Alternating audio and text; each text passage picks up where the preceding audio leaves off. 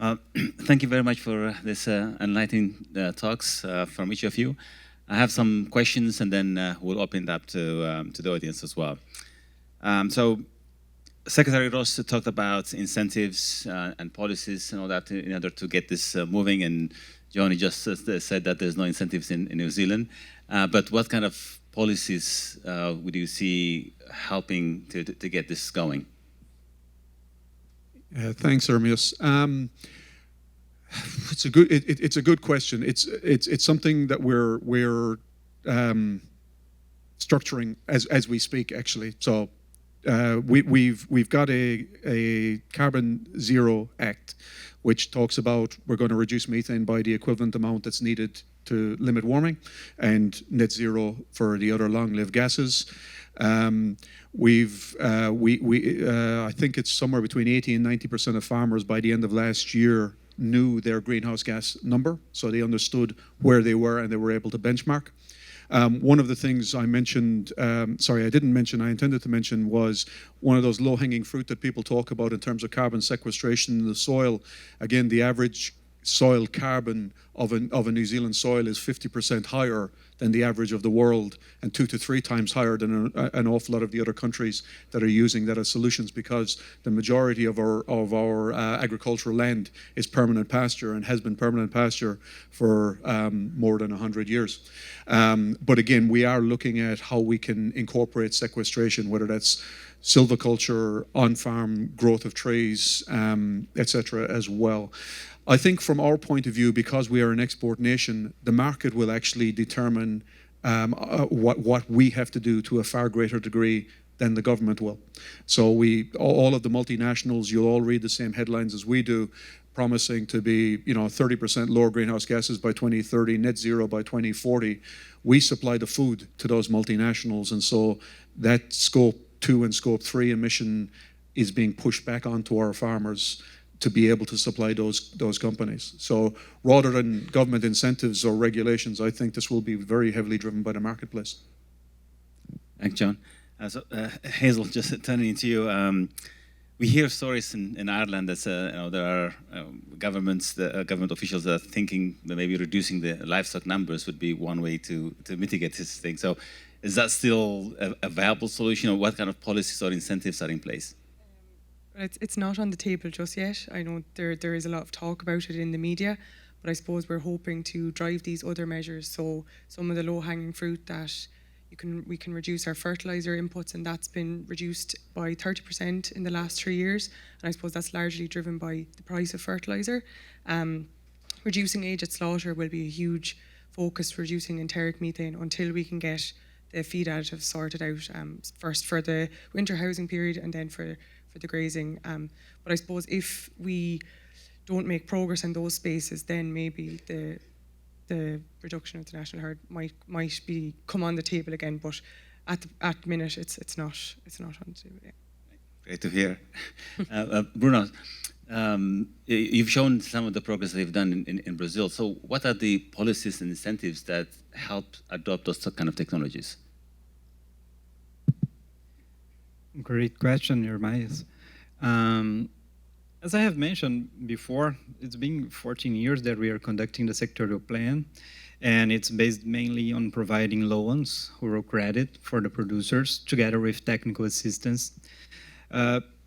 Also, the design of the policy is quite important, because we are talking about a private activity, like John has mentioned, and they are looking for cost reduction or increasing productivity and so on.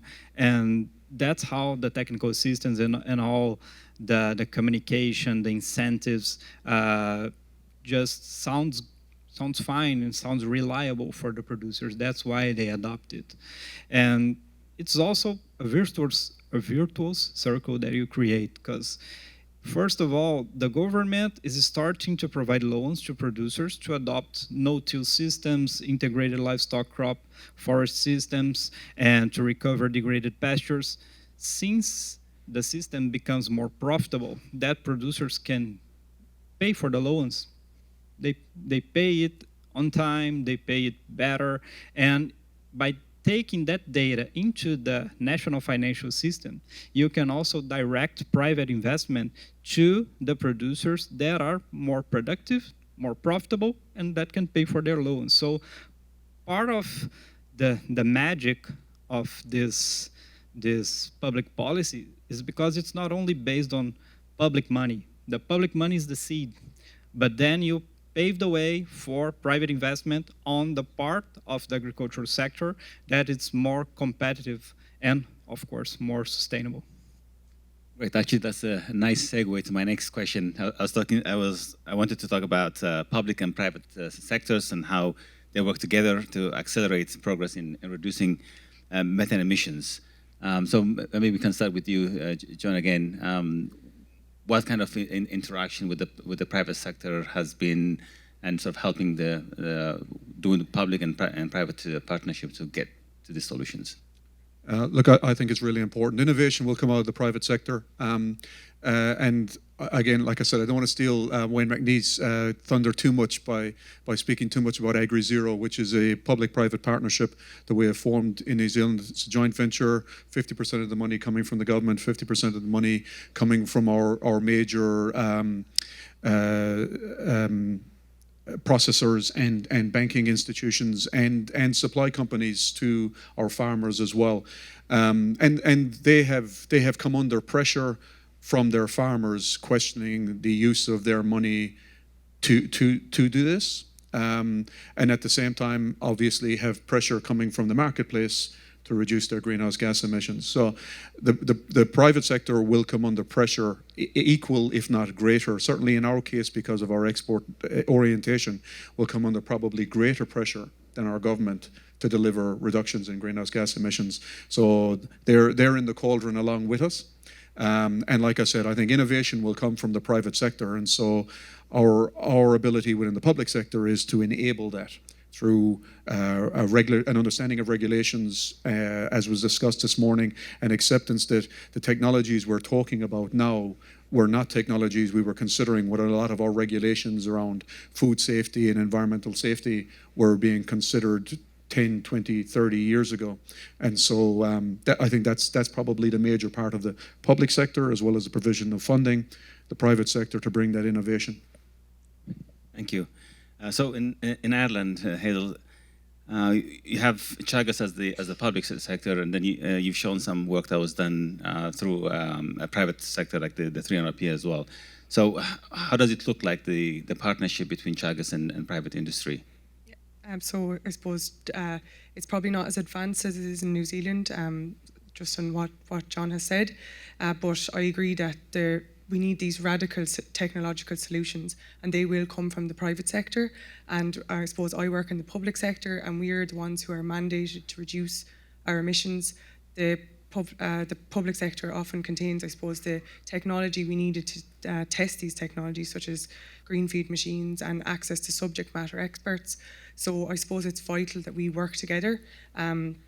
One of our Science Foundation Ireland funded research centres, Vistamilk, has come up with a funding model where public and private sectors work together. They share their resources and their knowledge.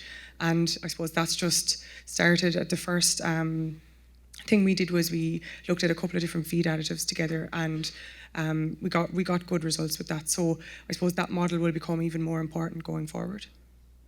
Thank you. And in Brazil, Bruno, given the number of cattle that you have in Brazil, I'm sure the private sector is quite interested in working there. So has Embrapa sort of laid the foundation for this to happen in Brazil? Also in Brazil, we are investing a lot in public-private partnerships, especially led by Embrapa and universities, together with some multinational companies as well as companies in Brazil. We have a national system for agricultural research. It was created in the 70s, but it's an integrated network led by Embrapa together with universities, extension services, technical assistance institutions, and of course the private sector. The private sector, agricultural private sector in Brazil has changed a lot in the last 40, 50 years. We had a totally different landscape on that area. During the 60s, the country suffered for food insecurity. We did not have a lot of entrepreneurship in the rural areas, but since the 90s, it has become one of the leading exporters of agricultural commodities, and part of it is due to the introduction of innovation. Actually, the major part of it is introduction of innovation in rural areas. Basically, we managed to tropicalize some of the technologies and the practices that were already being adopted here in North America or in Europe during the 60s. And that was because this network of public institutions together with private companies worked and got a lot of good results. And of course, the livestock sector is quite interested in the new challenge that we face now in this century, and sustainability is the major one. That's where the rules are being designed, and they will affect not only production, but mainly international trade and so on. So as taking an example of New Zealand, since they are the main source of emissions is agriculture and especially enteric fermentation. In Brazil, the main source of emission is land use change due to deforestation. And it's good that since last year, we are decreasing rapidly those rates of deforestation. And part of it's based on command and control, but there's another part of it that's based on what we are doing in the agricultural sector to induce the adoption of practices that are land-saving technologies. So when I'm talking about integrated systems, recovery of degraded pastures, and so on, we are trying to produce more in less areas, and that reduces the pressures for deforestation. So the main subject, the main challenge for livestock production, meat production in Brazil, is the challenge to provide information and traceability to the product, the commodity that's being produced, that it's free from deforestation. The second challenge that they are targeting would be reduction of methane emissions and other sustainability aspects. We have several cases that we could discuss, but I guess it would take too long. But I would be happy to talk to you during the break. Great, thank you. So I want to bring in the audience for questions. So hopefully we have mics around. So anybody wants to ask the panelists any questions? I'm going to bring you the mic and would like to ask you to say your question at the mic so the folks online can hear. Good morning, everyone. Ash Sweeting. I was recently talking to a Kansas cattleman, a guy called Sean Tiffany, and he was talking about the changes that have happened in meat quality here in the US. And from over the last 20 or 30 years, it's gone from roughly 20, 30% of the animals grading prime up to over 70% across the country. So there's really clear evidence that when the incentives are clear enough, that farmers and ranchers will make the changes that are needed to realise those opportunities. And I think one of the things that we're talking about, the changes, they're not quite concrete. They're still, I guess the question is, are they going to be sufficient to provide that incentive, that motivation to producers to actually make those changes? Anyone want to take that? I can start off, Ash. I think it's a great question. I think that is the very basis of this. Unless it's going to be a government incentivized program to reduce emissions and in effect buying carbon from producers that produce less of it, it's got to be a market-led solution. And certainly I think that's where we're looking towards in New Zealand, because we supply so much of our food externally. It will be driven by the marketplace. Will consumers pay more for lower carbon footprint goods? I think we saw a trend that direction, at least pre-COVID and pre the inflationary pressures that we've seen in the world. I think as we look towards younger generations, there is certainly an ideology that they will pay more for lower carbon footprint. And what we need to make sure is that that's not captured by the multinationals, that does transition back to the people that have done the good work that you're describing. So I suppose, yeah, in Ireland there aren't any policy or huge incentives to reduce our emissions just yet, and that's probably because these feed additives aren't on stream yet. So, and really we've only finalised those trials that I spoke about, only finished up in the last year or so.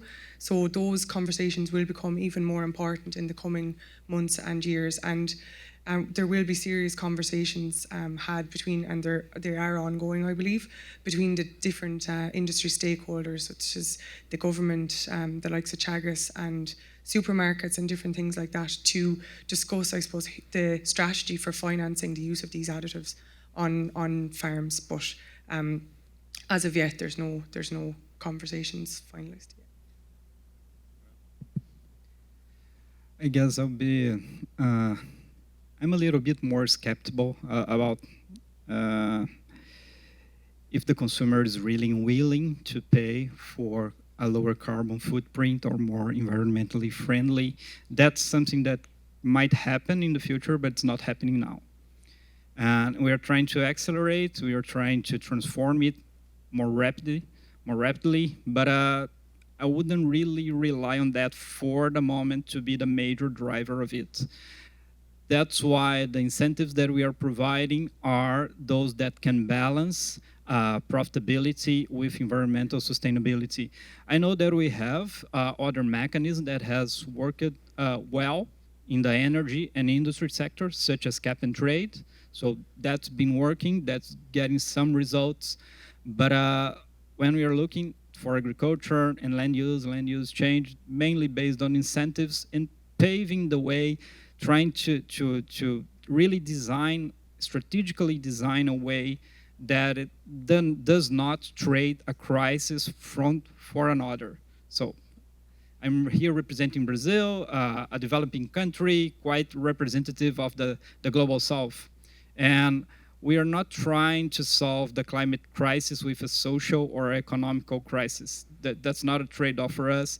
We still have a lot of food insecurity in the country, considerable food insecurity, and we are trying to see that intersection, that safe path, and makes the connection with all the stakeholders to align that and to look for their objectives and run that path. Could be faster. It might, but the rhythm that we are putting on that, how we are the pace that we are really working on that, it's the pace that it's possible for now, that's safe for now. But I'm not here discussing about other noises such as political discussions and so on. I'm taking a look at the big pictures here. Any other questions?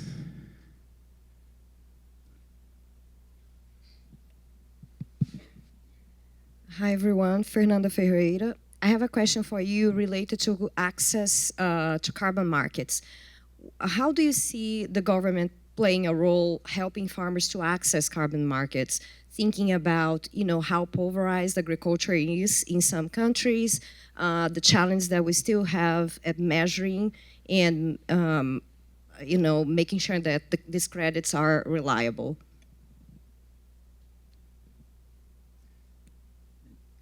Anybody wants to start? I mean, I can start from the U.S. perspective. I think we need to develop protocols that actually gives us a reliable way in which we can account for the carbon reduction, and then those protocols then need to be adopted by a regulatory body. Like in the U.S. probably would be, or in California would be the Air Resources Board. So if the Air Resources Board adopts a protocol that's science-based accounting for methane and be able to be part of the cap and trade system, I think that would give a huge incentive for farmers to be able to participate in this. It's a complicated question. It's a great question, and it's complicated. Certainly, from our perspective, it's complicated. So we're developing standardized calculations so that each farmer will be calculating their emissions from exactly the same equations. So there will be one source of the truth for farmers in the country. But the challenge tends to come with double accounting. So if you've got so we've got an emissions trading scheme that all of our industry is in. So farmers are already paying a carbon levy on fuel that they might use in arable farming, etc. But our agricultural sector is outside of that ETS. That's where, and agriculture has wanted to sit outside of that ETS. The challenge comes with if one of our major processors is supplying the raw ingredient into a food ingredients company and is claiming that carbon credit as well as the farmer that's claiming that carbon credit. So that's the challenge from a policy perspective. How do we actually get that right? And that was my earlier comment, is we need to make sure that if that value is being derived from the commodity that's being sold, that it is being passed down to the person that actually reduced their carbon footprint in the first place. We don't have a solution to that yet. Anything you want to add? I suppose just, yeah, we're hoping to roll out the use of the AgNav program in the next couple of months and years. And we're hoping that all the farmers in the country will be able to use that program, as well as some of the processors. So that should rule out some of the issues in terms of accounting. And I suppose, yeah, we have a science-based approach that we will, we work closely with the EPA, who are the policy makers in Ireland, and they rely on our science-based or peer-reviewed advice.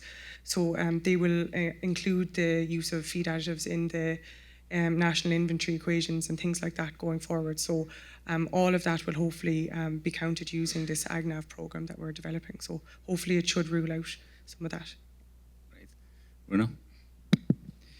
Currently, there is a vibrant discussion in the Brazilian Congress regarding regulated carbon markets and also voluntary carbon markets.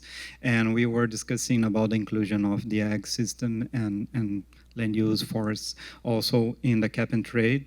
That it was further excluded during the discussions.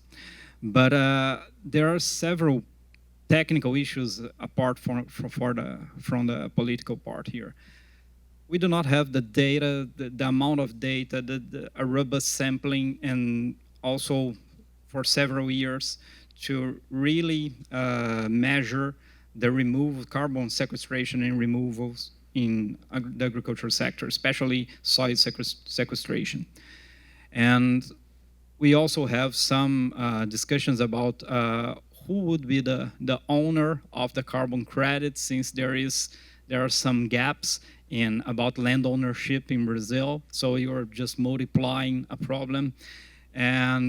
But we are investing, and we are now putting some effort to put the data from carbon removal on agricultural soils and so on in our national inventory. We are updating that, and that would be one step ahead, one step in that direction. Great. I think this has been a really, really great discussion, and we learned a lot about what's going on in Brazil, in New Zealand, and in Ireland. So please help me thank the panelists for the discussion.